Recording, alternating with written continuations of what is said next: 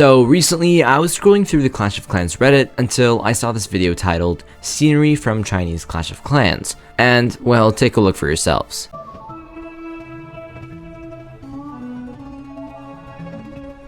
To be honest, when I first saw the clip of the scenery fully zoomed out, I couldn't even tell it was a Clash of Clans base. It looked like something straight out of Warhammer 40k. Now, sometimes on this channel, we like to hate on Supercell, but this is something that I knew was even out of Supercell's domain, which left only one contender for this creation: Tencent, the money-hungry powerhouse of mobile gaming. For those of you who don't know, Tencent runs the Chinese Clash of Clans, and over the past few years, it has changed so much that it's become practically unrecognizable to the ordinary clasher. The mobile game is filled with monetization methods, including a gacha system, a global chat where you have to pay $3 to announce your message, China-exclusive skins, and sceneries. So I did a little bit of research and I fell into the Chinese scenery rabbit hole. Unfortunately, as much as I can hate on the monetization of the game, the artwork of these sceneries is really phenomenal, so I thought I would take a look and review them live. I guess we can hop straight into it, and the first scenery we're checking out is the Heavenly Palace, and honestly, jaw-dropping doesn't even begin to describe it.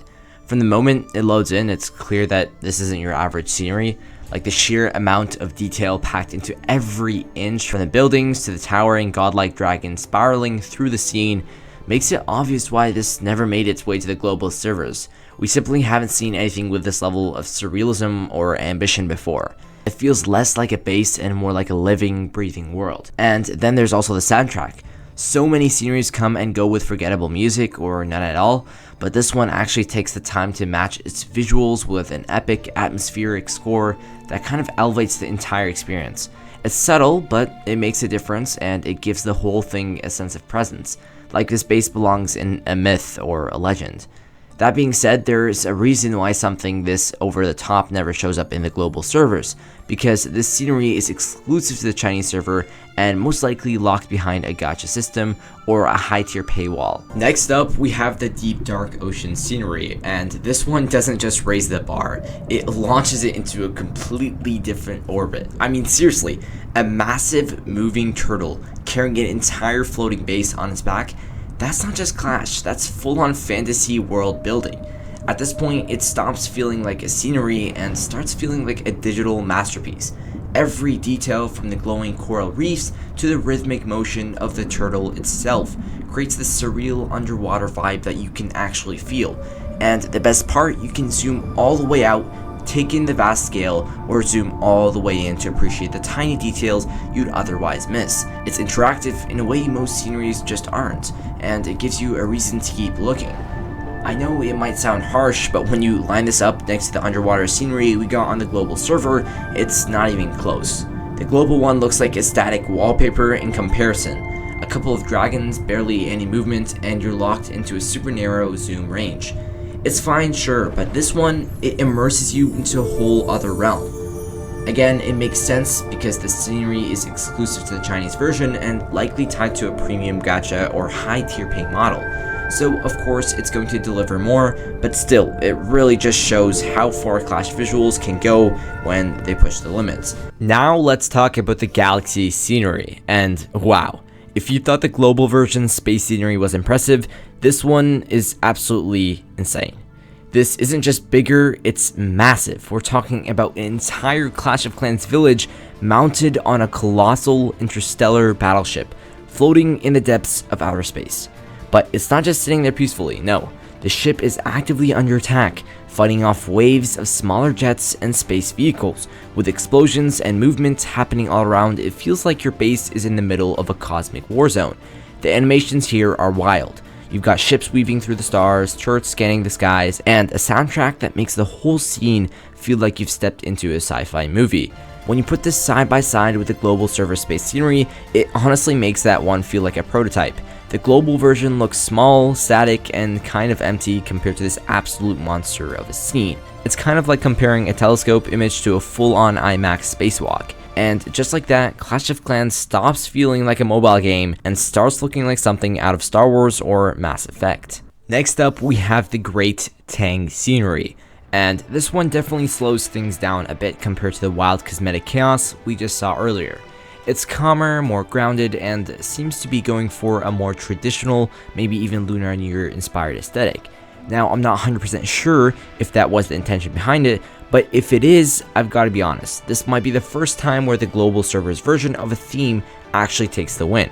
Don't get me wrong, the Great Tang scenery still has the polished feel we've come to expect. There's detailed architecture, glowing lanterns, and a serene atmosphere that makes it feel like you're clashing in the heart of a peaceful ancient dynasty. But at the same time, it feels like something's missing. If you compare it to what the global server got during the Year of the Snake, that vertical snake scenery was actually crazy. We had huge glowing coils, festive lights, fireworks, and a base that felt like it was in the middle of a grand celebration. It had energy, it had movements, and most importantly, it felt really alive.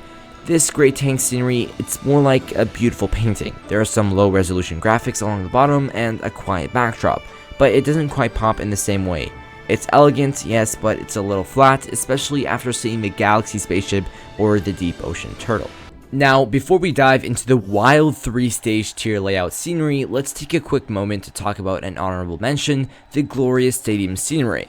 This one is clearly inspired by the Clash with Holland event scenery from the global server, but as with most of these exclusive designs, it takes everything and it cranks it up a notch.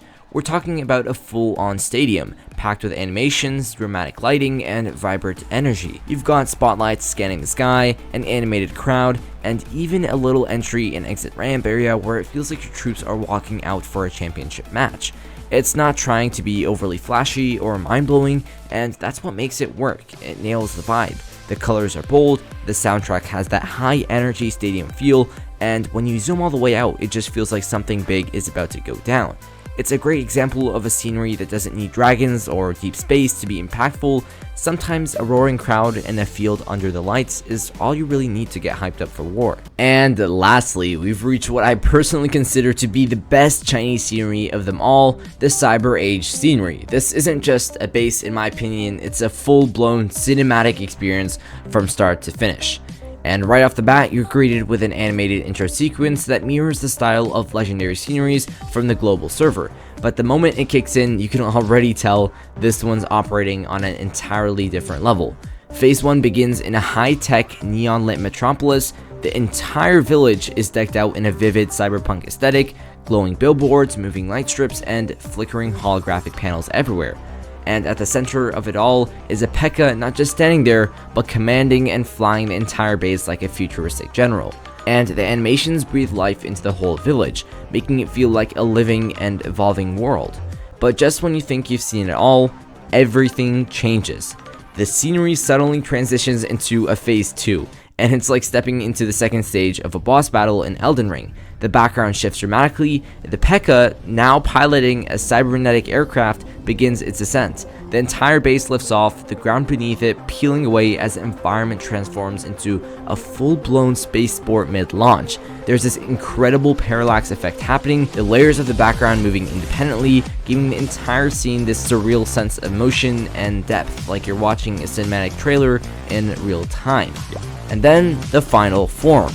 You arrive in Phase 3, the Dragon's Den. The P.E.K.K.A's aircraft is now soaring through a neon-glitched digital sky, and wrapping itself around the entire base, coiling through shadows and neon lights, is a massive cyber dragon. Its eyes glow with intensity, and the scales shimmer like electricity. Right now, it's become more than a scenery. It's a full sci-fi narrative told through visuals, sound, and movement, and honestly, nothing in the global server even comes close. Well, that was my short discovery of the Clash of Clans Chinese sceneries. If you've seen them before, or if you disagree on which one is your favorite, comment down below. In the meantime, YouTube thinks you'll enjoy these videos next. Peace out and take care.